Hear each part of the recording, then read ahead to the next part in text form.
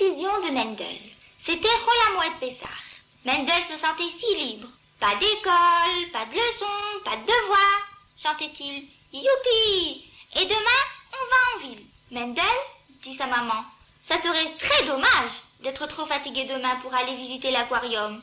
Alors sois gentil et va dormir tout de suite. Mendel fit demi-tour. Pour rien au monde, il n'aurait voulu manquer de visiter l'aquarium. Il s'apprêtait tout content à se mettre au lit quand le téléphone sonna. Allô? Répondit-il. Mendel, dit la voix à l'autre bout. C'est la maman de Pinchas. Voilà pourquoi j'appelle. Pinchas est à l'hôpital et il s'ennuie. Le docteur dit qu'il faut quelqu'un pour le distraire.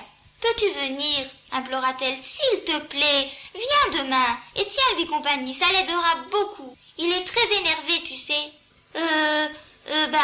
Bégaya Mendel. Il ne savait pas quoi dire. Je dois demander. Et si je venais un autre jour?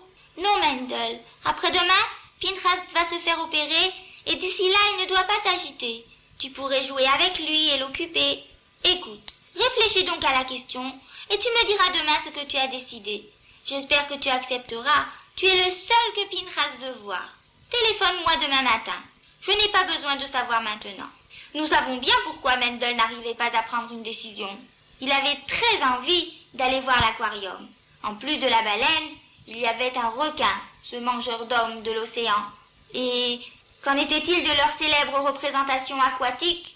Mendel ne savait pas exactement ce que c'était, mais il avait entendu qu'un dauphin faisait des tours.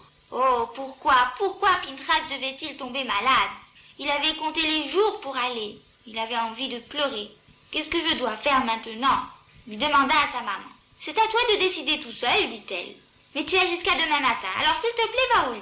Pendant un long moment, Mendel n'arrivait pas à s'endormir. Il était si troublé qu'il n'en pensait qu'à cela. Il était plus de minuit quand il s'endormit. Le lendemain matin, en ouvrant les yeux, une pensée lui vint soudainement. Aucun juif ne peut jouir de sa liberté, avait dit le Rebbe, et s'amuser tranquille s'il sait qu'un autre Yid a besoin de lui. Alors Mendel comprit. Il sentit dans son cœur qu'en vérité, il ne s'amuserait pas à l'aquarium, sachant que Pinchas est à l'hôpital, ayant besoin de lui. Comment est-ce que je pourrais m'amuser, de toute façon, si je dois chasser Pinchas de ma pensée toute la journée? Allô, dit Mendel au téléphone, et il ajouta tout à fait comme une grande personne. Oui, je viens avec vous à l'hôpital aujourd'hui, et je suis désolée de ne pas avoir accepté tout de suite. J'aurais dû savoir que je ne peux pas m'amuser et me sentir libre, tant que je sais que Pinchas est malade et a besoin de moi. Je le savais, s'exclama maman fièrement. Je le savais dès le début que mon Mendel irait, parce qu'il a un cœur d'or.